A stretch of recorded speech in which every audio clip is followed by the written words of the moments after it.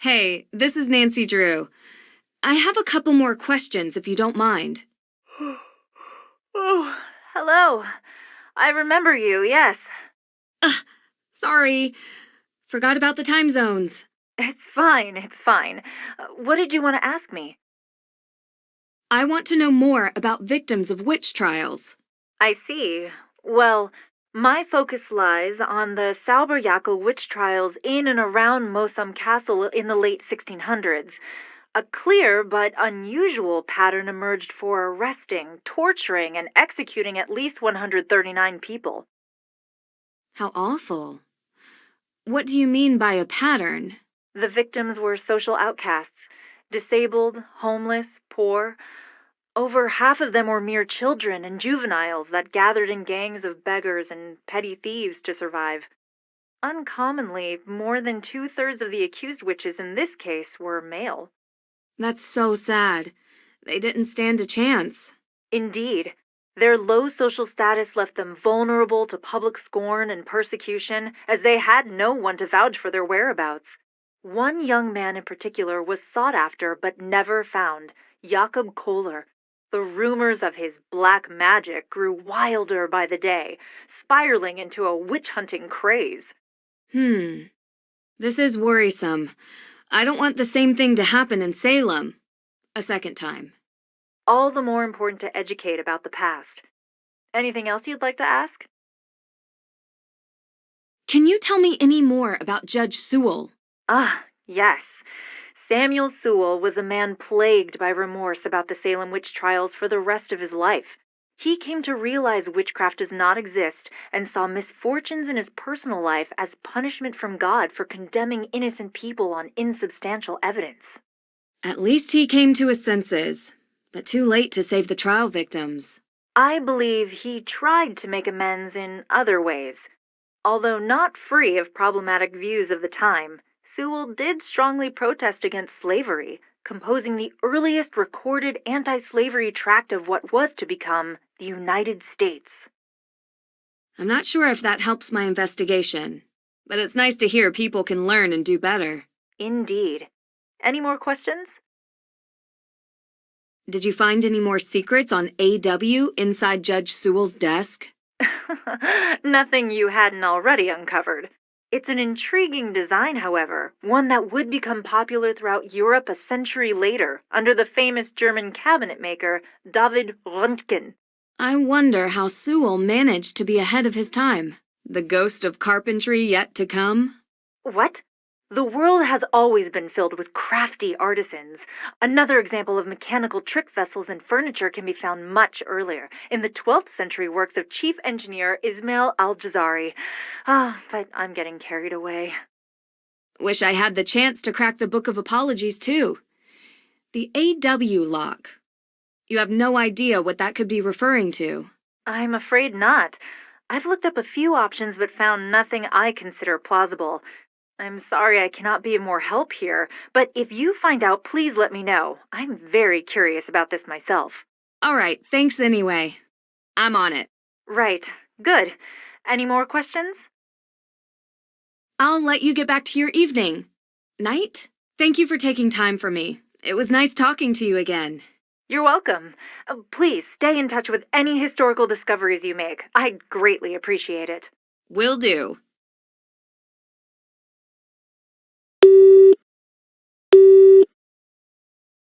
Hi again. It's me, Nancy Drew. Hello? Oh, sorry. Time difference. My bad. No problem. I assume you are calling because you have questions? Yeah, I do actually, if you don't mind. Please, go ahead. What do you know about hauntings, ghosts, and global witch trials? Well, Mosam Castle is one of the most haunted castles in the world. Unsurprising, considering the amount of war and bloodshed around the castle. Witches, werewolves, ghosts. Werewolves, too? Wow. Yes, in the 19th century, deer and cattle were found torn apart in the area around the castle. But that could have been any wild animal. Indeed. Imagination runs wild when people are afraid. Can you tell me more about the ghosts? The reports are always similar. Sounds of bumps upstairs, footsteps in the hallways, doors opening and closing on their own. Some people feel a cold touch or a person breathing on them when nobody is near. Floating light orbs are also a common phenomenon in ghost sightings. Do you believe these reports? When claims remain this steady over the years, it's hard not to believe. But I do understand it is possible to fool your own senses when you expect something to happen. The mind is suggestible that way. Ah, like the way we recognize faces in random shapes and patterns. We look for sense in the incomprehensible. Perhaps like that. I can't say for sure. Thank you for your time. I gotta go. You're welcome, Miss Drew. Let me know what you find out. I will. Have a nice night.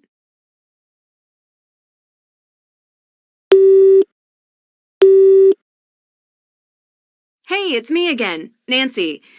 I hope it's not too late at night for you. Don't worry about it.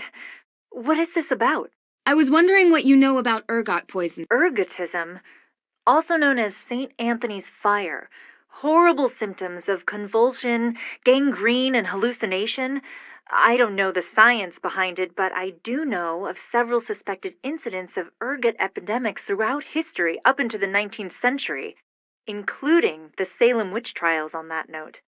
How likely is it for an epidemic to break out again today? Nowadays, not very. The food industry has the technology to keep your rye bread ergot-free, and a great interest in upholding their reputation. Thanks again for your insight. Have a nice night. Good luck, and take care.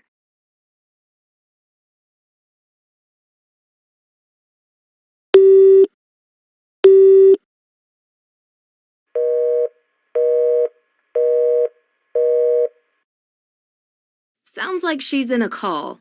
Maybe later then.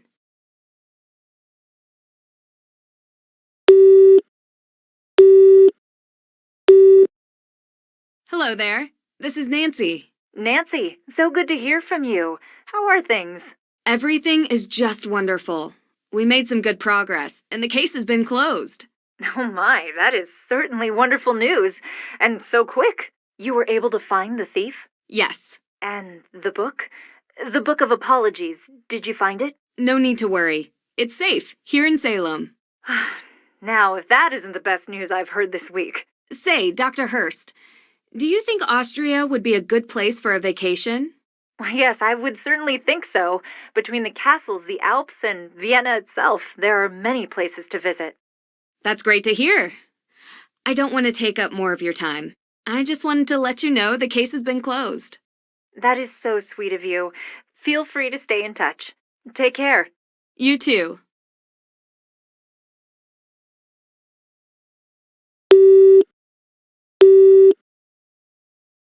Hello? Deirdre? Help me! Deirdre! I got you. Deirdre 1, Nancy 0. Ugh, you're so gullible. It's not funny. Come on. Yes, it is. You know what? I like it because now I know how much you care. Of course I care, Deirdre. Despite your best efforts. Well, anyway, I have some information for you. Frances Tuttle? What do you know about her? She's the former owner of Hathorn House. What? That's it? Well, I thought you were going to research. It all goes back to Frances Tuttle. Check it out. She took over the Hathorn House estate in 1992. Although I found 3 different marriage announcements in the Salem News, she was never married and never had any biological children. The only living heir now is Lauren Holt. She met Frances Tuttle and was officially adopted in 2006. The judge said there was a will. Lauren confirmed that. Exactly. But as far as I can tell, there is no will.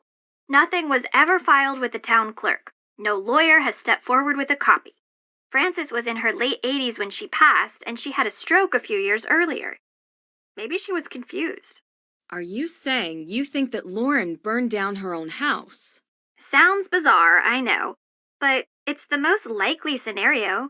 But why? Because In Salem, a historic property is classified differently if it's a ruin versus being an intact structure. Without a will, a ruined property is preserved as is. So Lauren could stay there. Mm-hmm. Now, I don't think living in a charred-out building is great for your health, but it's a theory. Okay. See if you can find out anything else. I'll meet you back at the Perry house later. Okay.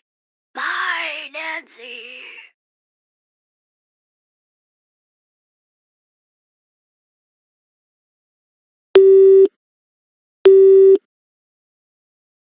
No, I will not pay your bail. What? Oh, I thought you were in trouble. Lockpicking someone's safe or something? What's up, Drew? Just checking in. You find anything yet? Negative. Right now, I think we're going to have to rely on alibis over anything else. Yeah, I'll make sure to check with the folks in the courthouse. Cool. Now leave me alone. I'm busy.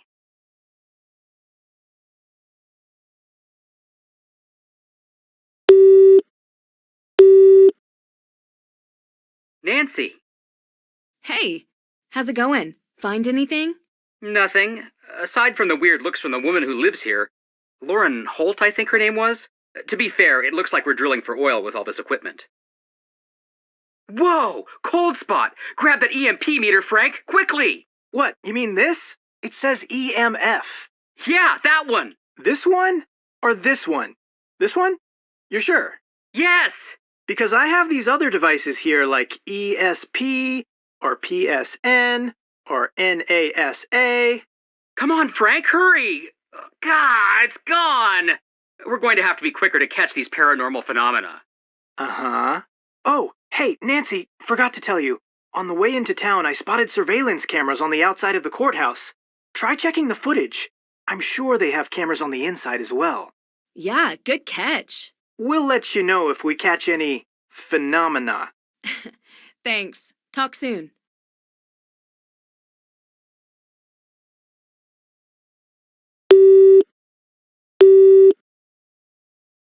Hello.